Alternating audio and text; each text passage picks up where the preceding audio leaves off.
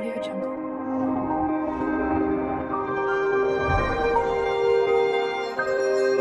Audio Jungle.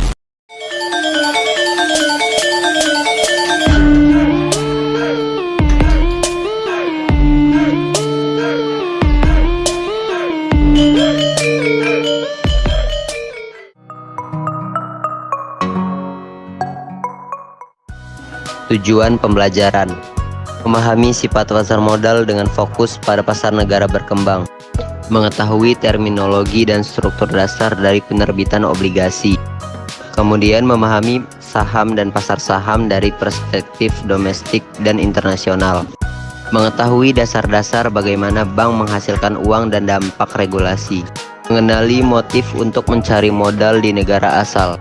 Selanjutnya, memahami implikasi peraturan untuk pilihan negara daftar pasar saham, memahami tantangan dan peluang dalam konteks pasar yang sedang berkembang. Berikut ini penjelasannya. Astagfirullah, apa itu pasar modal? Pasar modal adalah pasar di mana individu, pemerintah, dan bisnis yang tidak segera menggunakan uang mereka mentransfer uang itu ke individu, pemerintah, dan bisnis yang memegang, membutuhkan, dan menggunakan uang itu. Pasar modal adalah aspek penting dari upaya perusahaan manapun untuk meningkatkan modal, namun pasar ini masih jatuh tempo di banyak pasar negara berkembang. Pasar modal utama terdiri dari pasar obligasi dan pasar saham. Nah, pasar obligasi.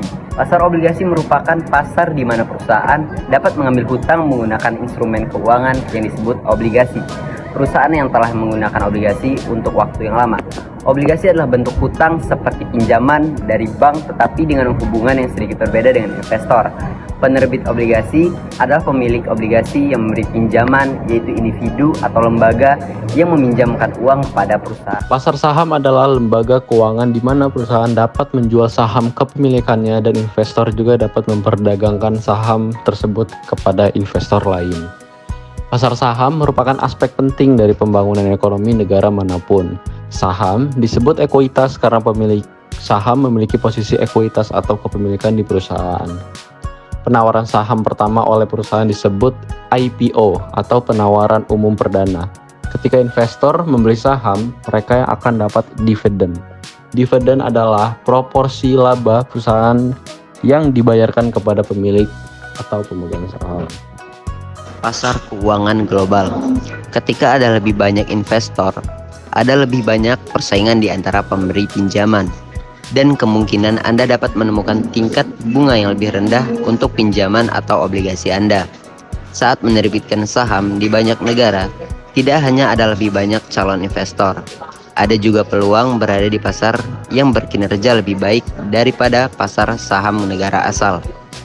Pasar modal internasional seringkali memiliki peraturan minimal yang membantu menurunkan biaya modal yang harus dikenakan oleh pemberi pinjaman untuk mendapatkan keuntungan. Perbankan global.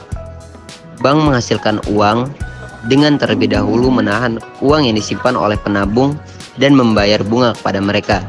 Kemudian, meminjamkan sebagian uang dengan membebankan bunga yang lebih tinggi kepada peminjam daripada yang mereka bayarkan kepada penabung. Pasar untuk mendapatkan pinjaman dalam mata uang yang berbeda dari mata uang asal bank pemberi pinjaman disebut pasar Eurosurensi. Setiap mata uang yang dipegang oleh bank di luar negara asalnya adalah Eurosurensi. Mata uang yang paling umum disimpan di luar negara asalnya adalah dolar Amerika Serikat yang dikenal sebagai euro-dolar. Pasar obligasi internasional. Terdapat beberapa obligasi internasional yang diterbitkan oleh perusahaan multinasional, di antaranya adalah obligasi luar negeri, Eurobonds, dan obligasi global. Pasar obligasi internasional. Yang pertama, obligasi asing. Obligasi yang diterbitkan oleh pasar domestik dalam mata uang domestik oleh entitas asing. Yang kedua, obligasi Eurobonds. Setiap obligasi yang diterbitkan dalam mata uang dan diterbitkan di luar negeri. Yang ketiga, obligasi global. Obligasi yang diterbitkan dan diperdagangkan di luar negara tempat mata uang obligasi tersebut berdenominasi. Pasar saham atau ekuitas global. Perusahaan multinasional juga membutuhkan modal yang dapat menerbitkan saham atau ekuitas di perusahaannya. Tidak hanya di negaranya, namun juga di luar negeri. Perusahaan multinasional akan berusaha berpartisipasi dalam pasar modal global. Perusahaan multinasional juga dapat mengakuisisi perusahaan lain dengan membeli saham yang ada dari pemiliknya. Oleh karena itu, pasar valuta asing menawarkan perusahaan multinasional asing kemampuan untuk mengakuisisi perusahaan lain tanpa perlu membeli perusahaan menggunakan uang tunai. Cara alternatif daftar di valuta asing. Cara alternatif bagi perusahaan untuk mendaftar di bursa asing dan menjual ekuitas di perusahaan mereka tanpa benar-benar menjual saham secara langsung. Cara mengumpulkan modal secara tidak langsung dari pasar saham ini disebut resi penyimpanan. Tanda terima penyimpanan adalah sertifikat yang dikeluarkan oleh bank yang disebut bank penyimpanan. Tanda terima penyimpanan yang paling populer adalah tanda terima penyimpanan Amerika atau ADR, yang memungkinkan perusahaan asing untuk menjual saham mereka secara tidak langsung dan meningkatkan modal di Amerika Serikat. Sarbanes-Oxley Act merupakan hukum yang disahkan oleh Kongres Amerika Serikat yang dirancang untuk melindungi para pemegang saham dari praktik tidak etis pada laporan keuangan. Sarbanes-Oxley Act.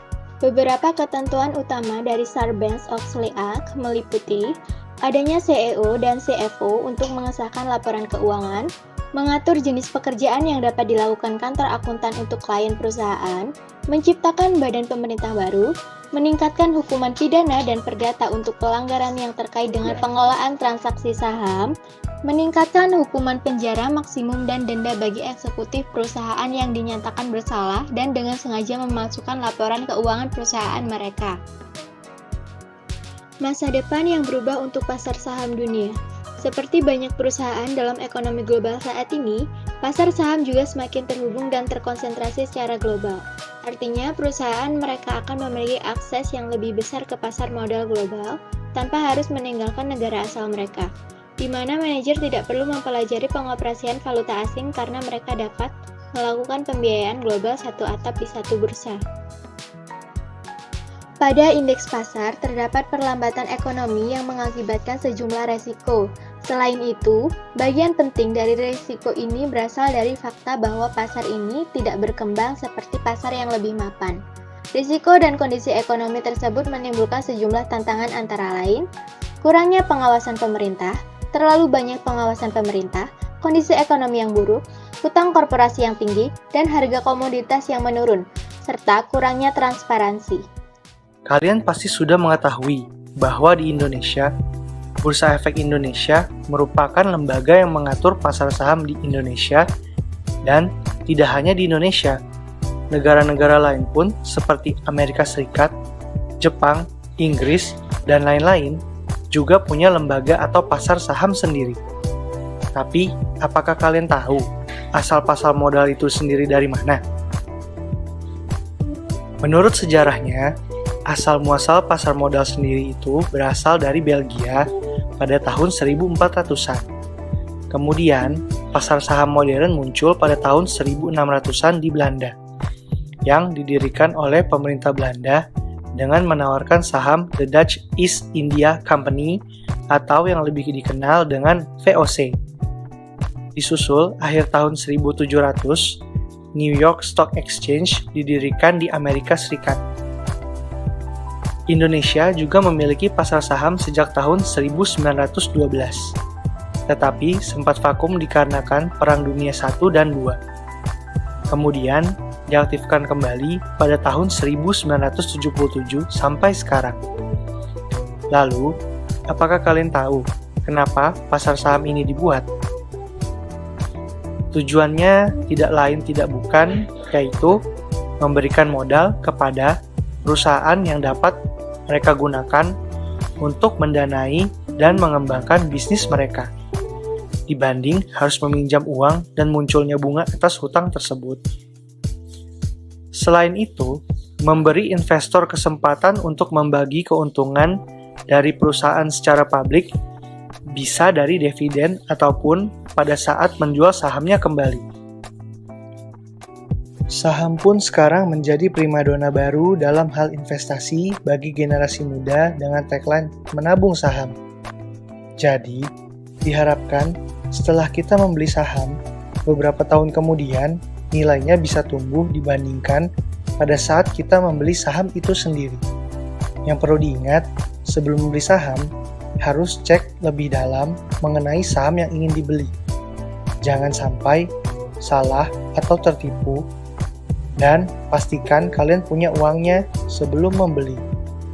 Nah, bagaimana teman-teman? Kira-kira kalian berminat nggak nih untuk menabung saham atau membeli saham? Jika kalian berminat, lakukan dari sekarang. Kesimpulan, adanya pasar modal asing terhadap masyarakat Indonesia yaitu membantu mendanai berbagai sektor yang kekurangan dana. Investasi asing ini juga banyak membuka lapangan kerja baru, sehingga angka pengangguran dapat berkurang. Namun, sisi negatifnya seperti terbengkalainya sektor pertanian, kerusakan lingkungan, berkurangnya lahan produktif, eksplorasi sumber daya alam secara berlebihan, dan hasil usaha lebih banyak dibawa ke negara asalnya. Untuk itu, pemerintah Indonesia dapat mengurangi ketergantungan modal asing ini dengan cara meningkatkan daya beli masyarakat, meningkatkan pajak terhadap barang mewah dan impor, melepaskan secara bertahap ketergantungan terhadap produk luar negeri, dan lainnya.